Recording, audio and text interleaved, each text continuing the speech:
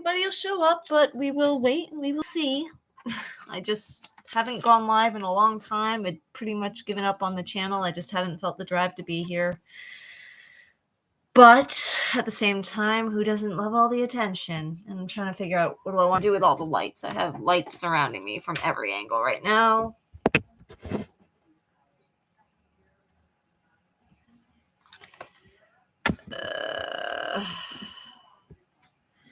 Just trying to figure out what to do. So give me a second, guys. And I'm going to give anybody who might show up a chance to show up if that's what they want to do. So how's everybody doing? How's 2022 treating anybody? Anybody here into the Winter Olympics? Did you watch? What did you watch? Who do you like? I only ever watch figure skating for like pretty much any sport ever. So go Andrew Chen. Way to win the gold medal for men's skating. Love it. Love it, love it, love it. But I'm not going to sit here like, oh, I knew everything that there was to know about anything because I hadn't been able to catch ice skating in like 10 years. So everybody was all new to me. I'm just looking up my Letterboxd to see if there's any films I watched since the last time I went live to talk about. There is stuff to talk about, but I don't think I have any films distinctly to talk about. I want to know my films, not this stuff. I want to look at my films. My diary, maybe?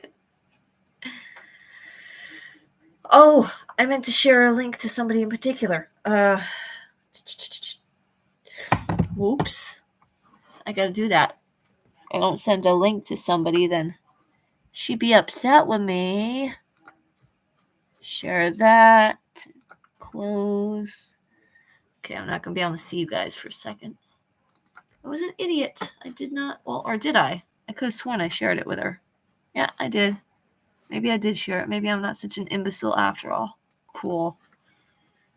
All right. Well, there's that.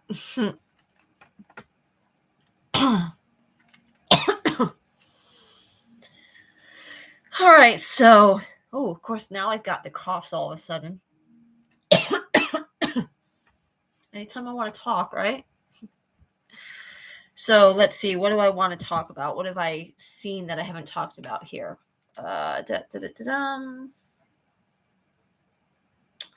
Pretty sure I talked about Haunting a Hill House, Blind Manor, Midnight Mass. Think I'd seen all those things.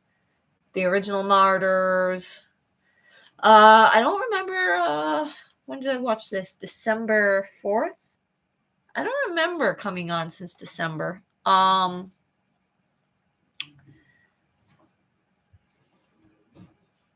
Sorry, that was loud. I watched an not independent film.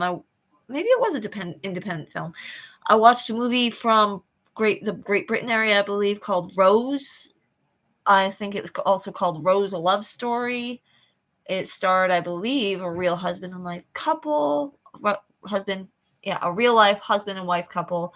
And it's a vampire story. It was very interesting. It stuck in my head in spite of the fact that it felt like it dragged and was a little dull in places, but it was unique and pretty cool. It's been 2 months since I watched it, so hard to really go through I could easily go through the plot. That's how much happens. But that's that.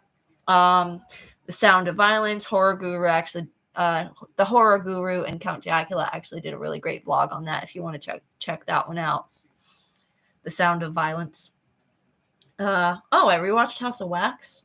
Oh, that's right. I rewatched Vincent Price's House of Wax. I love that movie so much.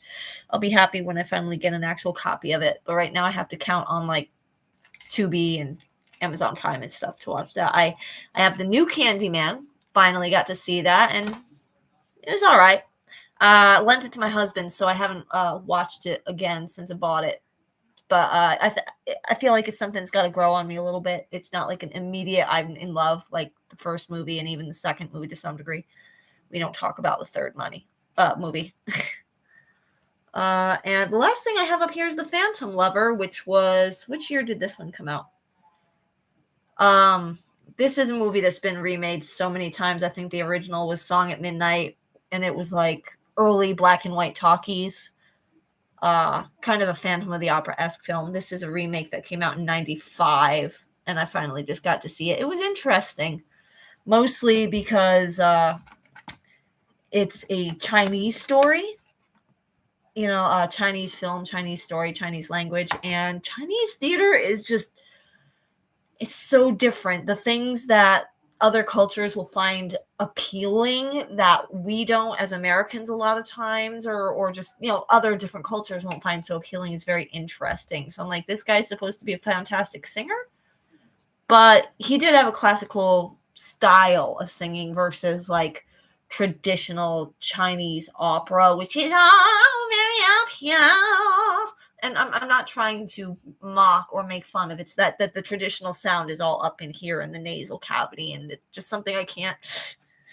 I can't handle music like that. I don't even like most country singers because of how nasally and twangy they can get.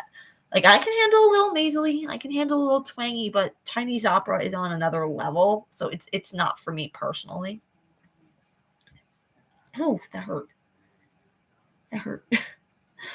Let's see. Finally decided to catch up on The Walking Dead, so I'm all caught up for, I think tonight the new episode airs. Caught up on Legacies because I had stopped watching that for like a season and a half. And so I'm waiting for that to come back on later this month or next month.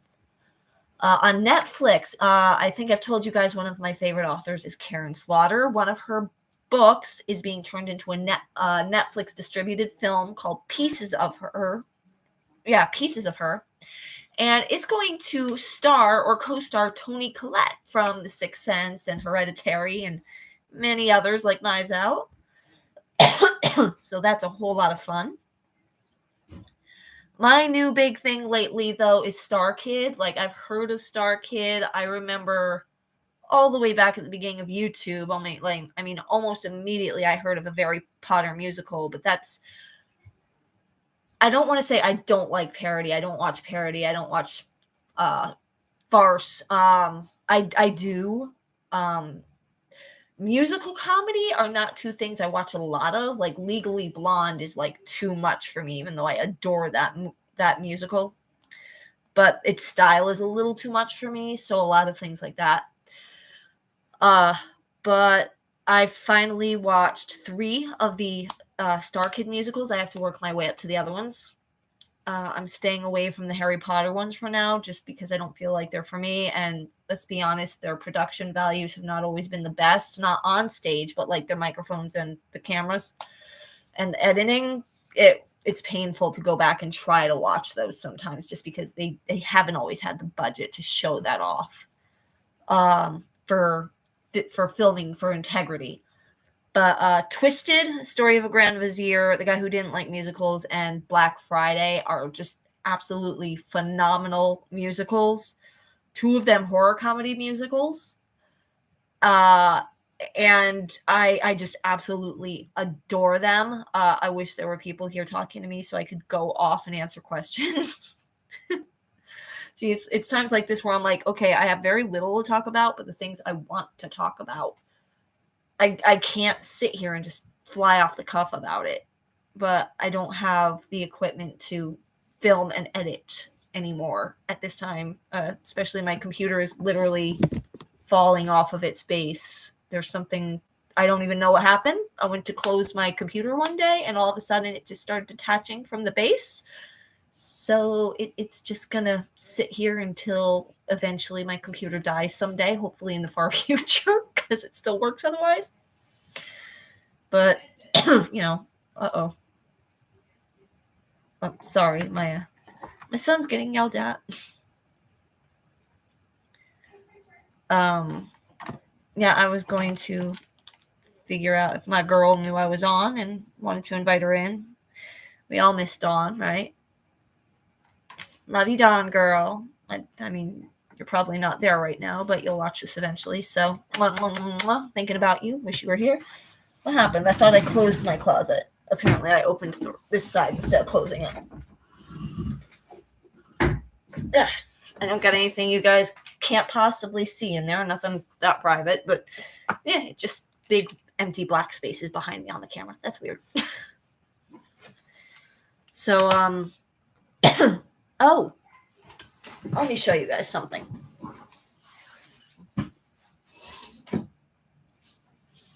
I have a new uncle, in other words, newly discovered uncle out there. Thank you, Grandpa Chuck, for being an insatiable gypsy. Well, not gypsy. That's another story. For being an insatiable man whore. But I have a new uncle, and I've only talked to the guy for like 30 to 45 seconds on the phone, him and his wife so far. My mom has actually met him, and I will meet him someday, but I haven't yet. But he was kind enough to send this to me for my birthday, which was just this month. The Art of Horror Movies. And I don't know where I would find a reference to the cover, but like this, the inside, it says Bluebeard, Boris Karloff. Correct me if I'm wrong. Isn't that Vincent Price from House of Wax? It looks like Vincent Price from House of Wax. But I can't be absolutely positive. The one sad thing is I'm legally blind. And I can't read half this shit. I can't. It's like beautiful, beautiful pictures, lots of posters. There's the Climax movie poster with Nelson Eddy and Susanna Foster, which was originally meant to be a pseudo-sequel to the Claude Rains Film of the Opera. I'm pretty sure Nelson Eddy was in this, but it says Suzanne Foster. It's in the middle of the page. Foster Doris? Did she get married? Huh. Maybe she got married in that time. Karloff Turan Bay. Oh, no. Okay, Doris is who she played. Okay. Susanna Foster as Doris and Boris Karloff as Turan Bay, maybe. Maybe that's what it is. I haven't seen the movie. It's not easy for me to find. Maybe I should look on Tubi. That'd be the place. Oh, and speaking of Family Opera, there's a Fantasma de l'Opera Spanish poster for the Claude Rains movie right there. That's pretty cool. But what are the segments in here? Oh, Creature from the Black Lagoon poster. So lots of lovely, lovely poster art in here, like I said. But as you guys can see, I'm a little aimless today. Hey, isn't that Boris Karloff as Ardith Bay from The Mummy? I haven't seen The Mummy. I haven't seen a lot of the universe. Family Opera's been kind of it. Ah, there's the contents. The Sinister Silence, Silent Screams and German Expressionism. Thrilling 30s, The Kings of Horror in Universal Studios. The Frightening 40s, Noir, Nightmares, and Poverty Row Horrors. The Fearsome 50s, Atomic Aliens and Technicolor Terrors. Speaking of the Sinister Silence, there is an entire page in here, probably early on. I'm going to have to get to it, though, because the first thing is like a couple of introductions in here. But there is an entire page in here dedicated to the man, Lon Chaney. That's Lon Chaney is a Family Opera, 1924. I don't know if it was this page or I'll find it. Oh, there we go again. Mary Philbin and Lon Chaney. Oh, look. It's Grindelwald from The Man Who Laughs. Or The Man Who Laughs. I thought I had that title wrong for some reason. I'm just looking for there it is. Man of a Thousand Faces. And this one I could actually kind of read because it was good contrast, white font on black background. But it's still so itty bitty for me, even with my magnifying glass, that it took me like 40 minutes to read. But yeah, that was really cool. What are my other chapters in here? I got The Stylish 60s, AIP, Hammer, Amicus, and Tigon? So much about movie history I don't know about, especially horror, in spite of how much I love it. Like, I know history about specific movies, but not history in horror. Horror in history, The Satanic 70s, Vivacious Vampires and Demonic Damsels. And each of these is written by somebody else. The Evil 80s, Freddie, Michael, Jason, and Friends. Ugh. The Nasty 90s, Remakes, Reimaginings, and Retributions. The 2000s Maniacs, Handheld Horrors and Foreign Frights. And then you've got contributor bios, index, acknowledgments, blah, blah, blah. Yeah, so let's see who's written these separate sections. Sir Christopher Frayling, Tom Weaver, Barry Forshaw, David J. Show, Kim Newman, Jonathan Rigby, Lisa Morton, Ann Bilson, and Ramsey Campbell. I thought I'd kind of recognize a couple of those names, and I might a little bit. I don't know. Oh, hey, look, Marlon Cheney. Oh God, I love Lon Chaney. I have not seen enough of his shit at all. I don't know if I told you guys I saw the 1920s Svengali starring John Barrymore. That was a weird, long, slow movie. Which apparently, I want to say my man Frank Wildhorn did a musical on, but it was more of a concept that never got an album or a soundtrack. Although I found the soundtrack recorded by somebody, so maybe somebody had the songs and decided to cover them or something on YouTube, and they were all made to Phantom of the Opera fan videos. It's kind of cool, but I want the story. I want to hear the music more in context. Speaking of music, even though it's not in context, I told you all at the beginning I watched the figure skating this year, and there was a skater, and I believe it was Olga from Austria. She was really good. Somebody was skating to Hio, Hiyo, I think that's right. There was a song someone was skating to called the Nocturnal Circus, and I'm like, this sounds really, really cool. What is this? And it sounded like, I mean, it's Nocturnal Circus. It had a circusy sound, but sounded like light metal or some mixed genre blends with metal and something else. I just want to make sure I have the title right or the singer right. And it sounded like something maybe it was an English singer or an English translation of a Japanese, not Japanese, I'm sorry, of a K-pop artist, maybe. It's what it made me think of. And almost sure enough, this is going to sound like why the fuck would you say sure enough? Yohio, Yohio. Turns out he's Swedish. He at least professionally performs androgynously and a lot of times in dresses and stuff. So I haven't looked him up other than to find out who does this song, and this information came up. He's huge in Japan, and he looks like a freaking anime character come to life, like low key, but it was really, really cool when I was looking at him in his music video. I was like, yeah, you could be oh God, I've never really played Kingdom Hearts. Who's the main character in that? Sora? I think it's Sora. He could be Sora. He could be somebody from Final Fantasy X. Yeah, he could be a lot of those things. So, it's a recommend for me. Listen to Nocturnal Circus. Maybe you'll like it. Maybe you won't. But yeah, this book is going to take me forever to get through, which is why I'm skipping and talking about other things, because I've barely touched it so far. But thanks, Uncle Reggie. If you get to this, it's going to take me time, but I do love it. And sadly, that's all I can really think about to talk about today, but I want to give everybody an update. I really am thinking about dropping the channel. You're supposed to do the channel, there are egomaniacs who give me the views I want to be internet famous.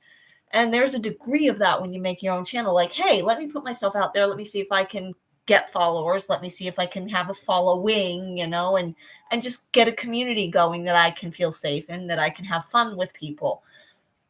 I have a community of some kind. It's like between 40 and 50 subscribers right now, but it's a community that maybe 3% even watch my videos. Like my own family doesn't watch my videos.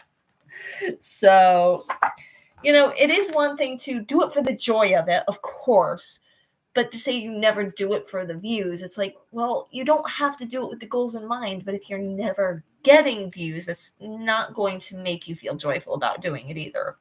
So I am thinking about dropping the channel, or maybe just deleting this one and starting again in some other way. I haven't made up my mind, but it's a difficult position to be in. Yeah. Thinking about starting some kind of karaoke channel. Like, hey guys, let's have a karaoke hangout night. Oh, hey, that was a poster for Carrie. I think. What else could it be? Is this for something else? Yep, that is Carrie. It's right next to another. It's like the two posters on either side blend in with each other. And this one is for, that's for Salem's Lot? Okay. Poster for Carrie and Salem's Lot, but they're right next to each other. You can understand why I was like, wait, is this one poster or two? So yeah, cool book. Might want to check it out. I recommend Star Kid, The Guy Who Didn't Like Musicals, and Black Friday. They are not sequels to each other, but they share it's kind of like a Stephen King universe thing. If you like parodies, especially things that make fun, that things like musicals, like Wicked, because this is a play off of Wicked, where it takes somebody like the Wicked takes somebody like the Witch of the West and tells her story, and she's kind of the anti-hero or the protagonist or the hero. Except in Twisted, it's Jafar from Aladdin. But it's way more than that. It's fucking hilarious. It's got amazing, I want to see this on Broadway songs. I love the guy who plays Jafar. He is so amazing. Dylan Saunders, I think. And it just takes the piss out of the Disney Pixar relationship and so many tropes from Disney, and it's a lot of fun.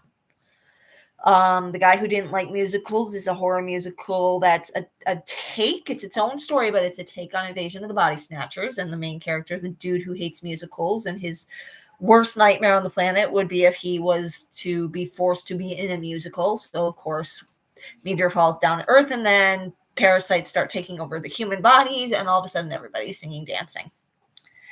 Black Friday takes place in the same town in an alternate universe with a couple of the same characters. And it is Black Friday, as the title says, at a mall, and everybody's there to get a specific toy that's new and everything. And turns out this toy is an eldritch horror, like Cthulhu. I basically think it is Cthulhu. They call him Wiggly. And it's amazing how these two musicals and these creators take all these villain songs, because both of these musicals, quite a few of the songs are really, a massive amount of them are villain songs. But you think, how can you take a song that's 98% the word wiggle? And I mean, first off, it's goofy and you laugh your ass off at it, but it's also actually genuinely creepy. Genuinely creepy. So check it out. You can watch them for free on YouTube along with all the other Star Kid productions. A very Harry Potter musical, a very Harry Potter sequel, a very Harry Potter senior year. I haven't seen Annie, Firebringer, Holy Musical, Batman. I think there might even be Spider-Man, Superman ones, but I don't know. I'm not well versed in the Star Kid, opus yet. But those three musicals are totally amazing. They make me cry. They're hilarious and funny, and they have tons of heart. And I do want to say that, as far as I know, and if anybody else comes across this and knows better, they can certainly correct me down below. Please be nice. I think I read or heard that when Black Friday was being filmed, like 98% of the cast was really sick with a flu that was going around. And actually, while they were performing this, even some of the lead singers had to be replaced by understudies at times. So not everybody's in the best voice, but it's still really good. There's one person, I don't want to say who it is, but all I'm going to say is falsetto. You'll know. Everybody will know. I don't want to attack that person, but it's way overdone, and I don't like it, but it's a preference thing for me. Probably I just don't like the constant high falsetto thing anymore. I like to hit the high notes, but then again, well, sorry, I'm female. I can hit the high notes better sometimes. Not always, but sometimes. Now I'm teasing. He's really, really good. I just think certain things are overdone, and there are just times they should have told him to pull it back because it's painful to listen to occasionally, especially with the time when clearly a lot of people were going through this massive cold that was badly affecting your voices. Sorry, dude. It's not an attack. I think he's even one of the original founders of I think he's one of the creators of all these musicals. He's got massive talent. Parts of his talent are not for me. Not all of it, just parts of it. So that's everything I have to say, guys. I'm sorry I rambled. I'm sorry I wasn't more ready for doing this. And maybe I'll see you again in the future, and maybe this channel will disappear. Bye, everyone.